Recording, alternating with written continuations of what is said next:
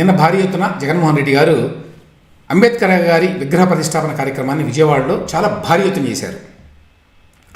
సరే, అవకాశాన్ని ఎట్టి పరిస్థితుల్లో మరి దానిని కోల్పోకూడదు కదా, ఇంత పెద్ద అవకాశం వచ్చిందని చెప్పి అక్కడ ఏ విధంగా అయితే అయోధ్య రామ మందిరాన్ని అనే కార్యక్రమాన్ని బీజేపీ వారు పెద్ద ఎత్తున చేస్తున్నారు, జాతీయ స్థాయిలో దాన్ని ప్రొజెక్ట్ చేస్తున్నారు, అదేవిధంగా జగన్మోహన్ రెడ్డి గారు అంబేద్కర్ గారి విగ్రహ ప్రతిష్టాపన కార్యక్రమాన్ని కూడా పూర్తిగా తన రాజకీయ ప్రయోజనాల కోసం ఉపయోగించుకోవాలనేటువంటి నిర్ణయంతో చేశారు. చాలా భారీ ఎత్తున చేశారు, భారీ ఎత్తున జనాన్ని కూడా తరలించారు. సరే, పనిలో పనిగా అక్కడ మాట్లాడారండి. పెత్తందారీ పోకడలు అంటరాని తనమే అని చెప్పి స్పీచ్ ఇచ్చారు. అక్కడ కూడా చివరికి ఆయన పొలిటికల్ స్పీచ్ ఇచ్చారు. దాన్ని కూడా ఒక ఎన్నికల సభగా ఉపయోగించుకున్నాడు. అది జగన్మోహన్ రెడ్డి గారి మనస్తత్వాన్ని అర్థం చేసుకోవాల్సిన విషయం అదండి. కనీసం అంబేద్కర్ గారి విగ్రహ ప్రతిష్టాపన కార్యక్రమంలోనన్నా మనం ఒక పద్ధతిగా కొన్ని సాంప్రదాయాలకు లోబడి మాట్లాడాలి అనేటువంటి ఆలోచనే లేదు. అక్కడ కూడా తన పార్టీని, తన ప్రభుత్వాన్ని, తన ఇమేజ్ని పెంచుకోవడం అనేదే ఉద్దేశం.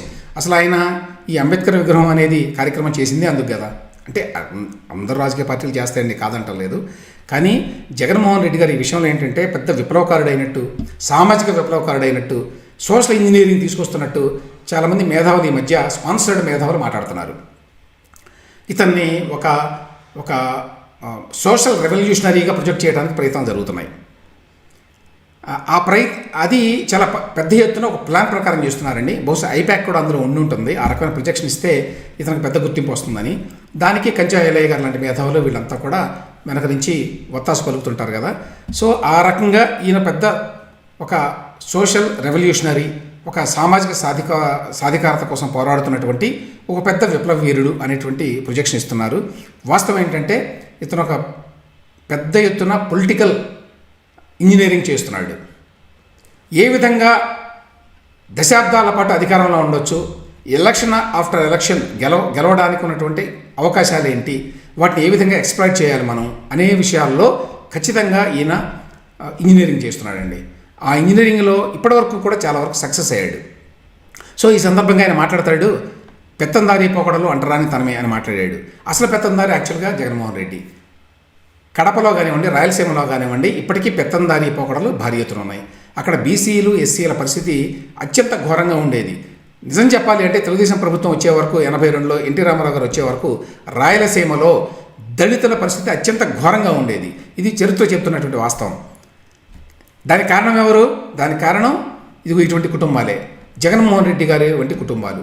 వీళ్ళ యొక్క పెత్తందారీ పోకడలతోటి అక్కడ దళితులు పూర్తిగా అణిచివేశారు, బీసీలను పూర్తిగా అణిచివేశారు.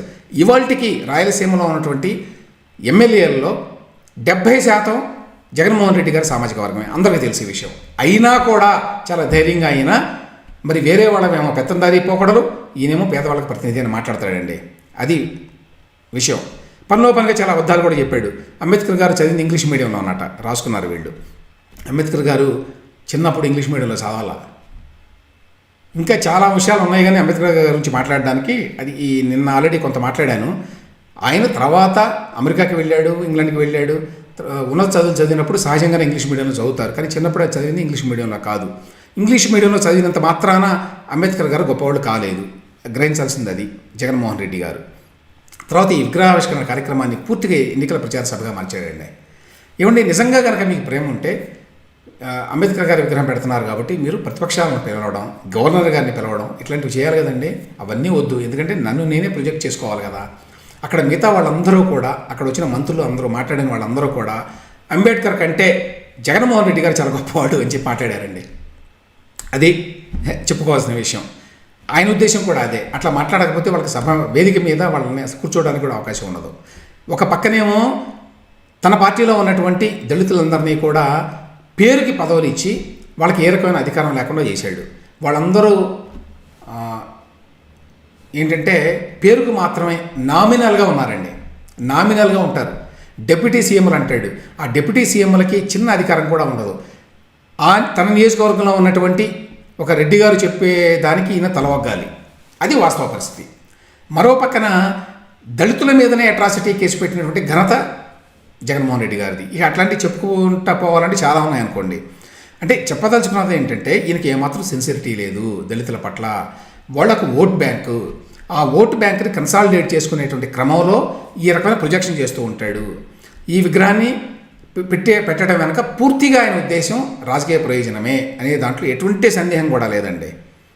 సొంత భజన చేసుకోవడానికి మాత్రమే దీనిని పెట్టుకున్నారు, సొంత ప్రొజెక్షన్ చేసుకోవడానికి మాత్రమే ఇది పెట్టుకున్నారు అనే విషయంలో ఎటువంటి సందేహం లేదు.